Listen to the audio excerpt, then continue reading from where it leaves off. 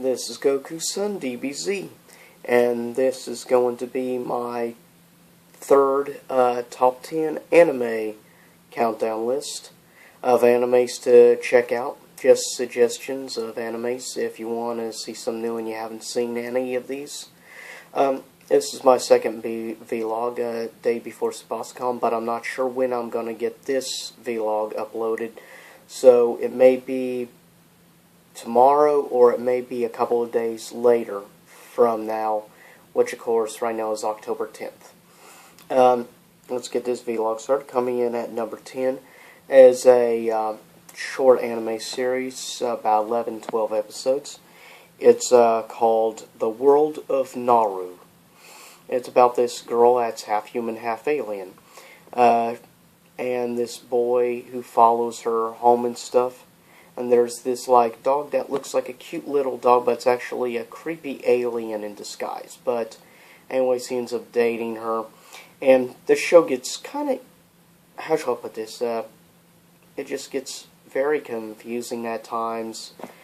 I mean, it's a good anime overall, but it does lack in certain areas.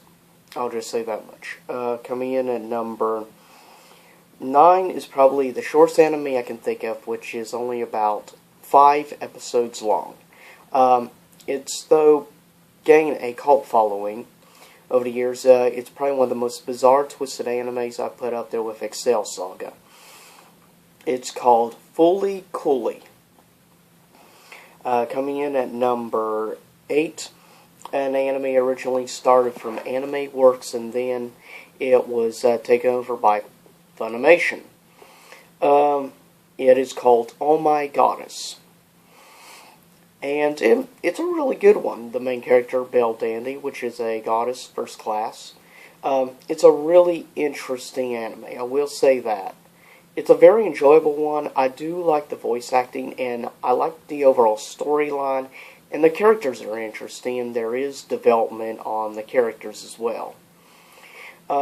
It's enjoyable. It's probably one of the best animes in the music department as well. I will say that. Coming in at number 7 is another anime that was really big in the beginning of the new millennia on ABC Family, originally known as the Fox Family Channel. And it was called Beyblade. Like Yu-Gi-Oh!, I don't get why it became quite as big as it was. I mean, the Yu-Gi-Oh! Card game was good, but the Beyblade, just top-spinning stuff, I personally don't know.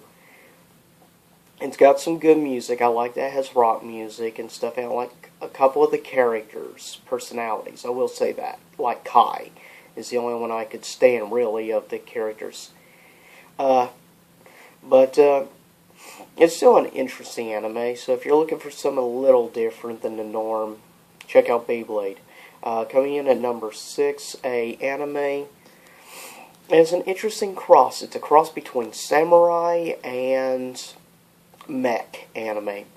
Done by Funimation Entertainment. It is called Samurai 7. It's a really interesting anime. I will say that the CG part could have some work on the robots, but I mean overall it's not bad anime. It's actually an enjoyable one. It's got a lot of good, of course, classic anime slapstick comedy moments. It does have some good laughs. It has some good action fight scenes as well. Coming in at number 5 from Bandai Entertainment is another Gundam series, which originally came out in 1994 in Japan, but actually came out after Gundam Wing in America. It was called G Gundam. It was on the Midnight Run most of the time. It's completely different than Gundam Wing, I will say that. Storyline-wise, way different. Because these Gundams represent Neo versions of their own countries, but you can't help but root for Neo Japan in the series.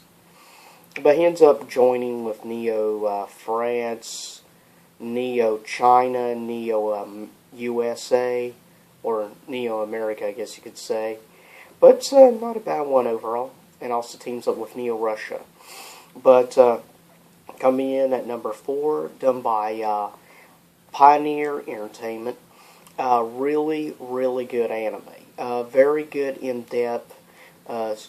It's very confusing at times. Great underground hardcore techno music from Japan. On it, great techno soundtrack. And overall, the music is good. The storyline is really interesting. And it sucks you in. It's a very twisted and demented, and trust me, it has a lot of disturbing imagery. If you don't like disturbing stuff, Serial Experiments Lane is not for you. It is definitely not. It's rated 16 and up because of all the disturbing imagery in the series, and it will mess with your head. Take my word on that. Coming in at number 3, of course, the biggest anime at the end of the 90s. Season 1 through 3 was by far the most popular, and that was Pokemon, also known as Pocket Monsters. Based, of course, the popular Game Boy game originally. Game Boy, Pokemon Red and Blue, and of course never released in America, but only released in Japan, Pokemon Green. But it's the first and second season were actually really good at Pokemon. Then slowly each season after, Pokemon started going down the tubes, as far as I'm concerned. Overall story, and plus they run out of ideas if you look at some of the newer Pokemon now. Coming in at number 2 is of course, takes part in the world of Dragon Ball Z. It's the series that took place before Dragon Ball Z, and that is Dragon Ball. There are actually people out there that don't like Dragon Ball Z, but yet love Dragon Ball. Dragon Ball, because it doesn't have the super long fight scenes like Dragon Ball Z, and some people don't like a lot of filler in animes, which is why they don't like Dragon Ball Z, but they don't seem to mind, actually, Dragon Ball. I guess because if you look, Dragon Ball stretched 5 seasons, about 120 some episodes, compared to the almost 300 episode 9 season DBZ. Though personally, I love DBZ the most, but I can see where they're coming, that they like Dragon Ball a little bit better. By no means it's a bad anime, it's a great one. Coming in at number 1, also created by the same guy who created DBZ. And that is Yu Yu Hakusho. Really great anime. You have the main character, which is sort of an anti-hero, Yusuke Urameshi, spirit detective.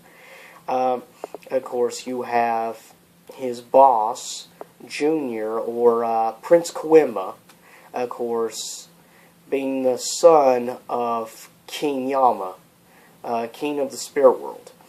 And it's a really interesting, it probably has the best overall character development I've seen in probably any anime ever, by far. Yu Yu Hakusho has the best character development I think I've ever seen. And you will hear a lot of familiar voices from Dragon Ball Z, since Funimation did that series.